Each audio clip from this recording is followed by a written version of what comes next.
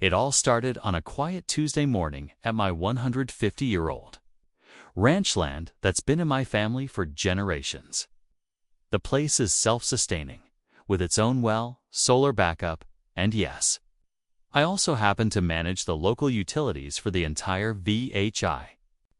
HOA, that includes gas, water, and even the grocery supply contracts for our small community. So when Karen from the HOA who got elected president after 3 months of living here, decided to teach me a lesson by cutting off power to my ranch, she had no idea what kind of mess she was walking into. At first, I thought it was just a simple outage.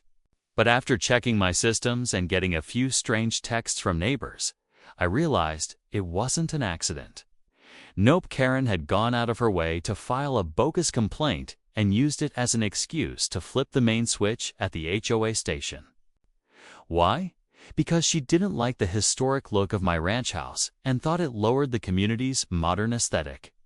That's right, she targeted me over vibes. What she didn't know is that I don't just live off-grid while I run the grid. From gas lines to food deliveries, I handle it all. And when you mess with the guy who controls the very lifelines of your fancy suburban paradise, well, let's just say things don't go the way you planned. But instead of flipping out, I waited.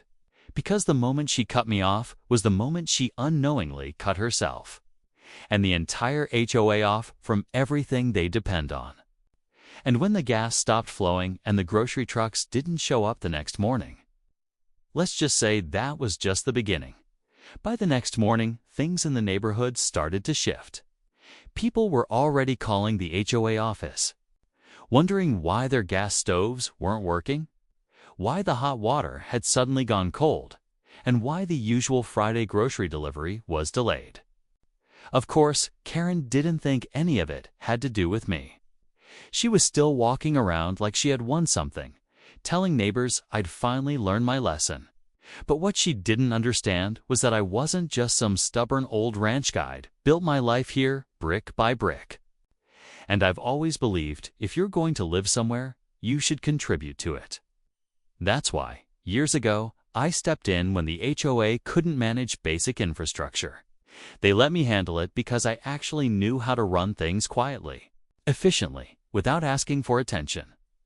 Karen never bothered to learn any of that. To her, I was just someone who didn't follow her idea of community design. She had no idea I negotiated the town's food distribution routes or managed the local gas network contracts. That old barn she hated so much. It's where all the reserve supplies are stored, but I didn't come out swinging. I let her play her move first, and now, as more houses started losing gas, and emails from vendors went unanswered because she'd cut off the old contacts, the pressure was creeping in. The neighbors started getting uneasy, especially the ones with kids or older parents who depended on heat and access to fresh food. The HOA board, mostly people who nodded along with Karen, were suddenly not so confident anymore. Still, I kept quiet. I knew it wouldn't take long before the same people who cheered her on would be knocking on my ranch gate. By day 3, the HOA community was unraveling. People were lining up outside the clubhouse demanding answers. Karen had stopped responding to most emails and calls, and rumors started flying. Some thought it was a gas shortage. Others blamed a delivery strike.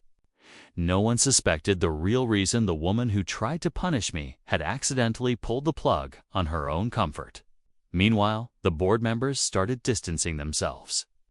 A couple even came by my ranch pretending to just check in, fishing for answers without admitting they knew Karen had crossed a line. One of them, James, the treasurer, looked especially nervous.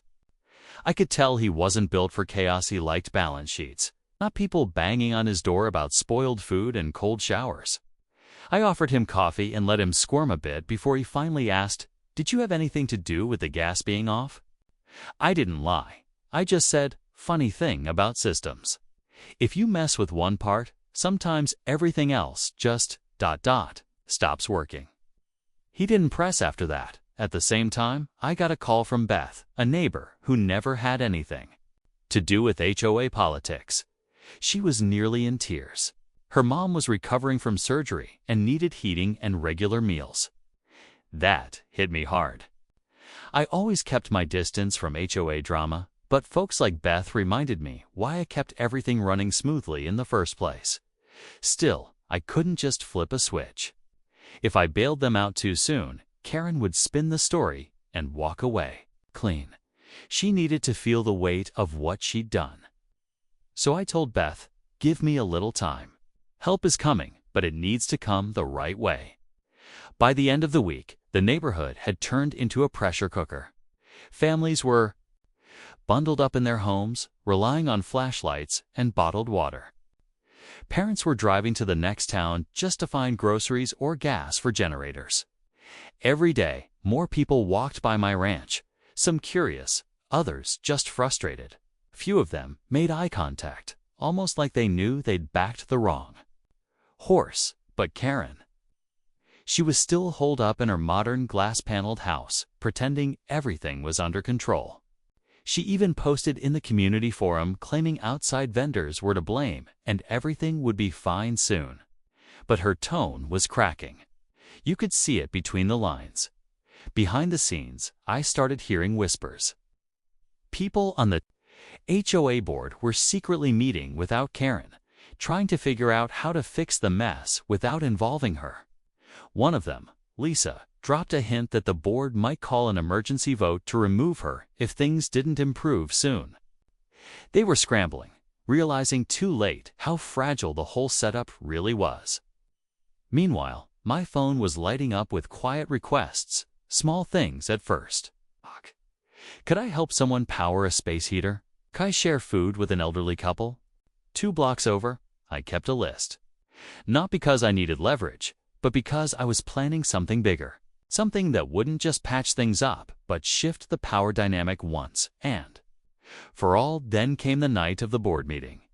It was supposed to be private, but word got out fast. Dozens of neighbors gathered outside the HOA office in the cold, waiting. I stood at a distance, watching it all unfold. Karen was about to walk into a room full of people she thought she controlled. But not tonight. As Karen stepped into the packed meeting room, you could feel the tension shift like a storm front rolling in. Neighbors were no longer whispering. They were speaking out loud, pointing fingers, asking tough questions. But just as the board tried to regain order, a man in a windbreaker stood up near the back. No one recognized him at first, but then he held up a folder with the county seal. That's when things really took a turn. He introduced himself as a county inspector, sent in after a flagged complaint about unlicensed interference in utility operations. Apparently, someone had reported that the HOA had tampered with infrastructure. Without legal authority specifically that Karen had ordered a manual shutdown of systems she had no clearance to touch. I didn't send the complaint, but I had a pretty good idea who did. Someone on the board must have cracked under pressure and realized this could cost them more than VoteSit could bring fines. Even lawsuits. Karen's face drained of color. She stammered something about just trying to improve efficiency, but the inspector didn't care about excuses. He calmly said a temporary hold had been placed on all HOA operations involving public access utilities, pending a full investigation. That meant they couldn't touch anything no power, no gas, no services until the county gave the all clear. The room erupted. Some were confused, others furious. And just like that, Karen wasn't just the cause of inconvenience, she was the reason the whole HOA might go under. But here's the twist. The inspector also revealed that the only person currently licensed and cleared to handle the grid in our area was me. Now everyone turned toward the back window, where I stood, under the porch light of my old ranch house, and I didn't say a word. Not yet. The moment the inspector dropped my name, the room went dead quiet.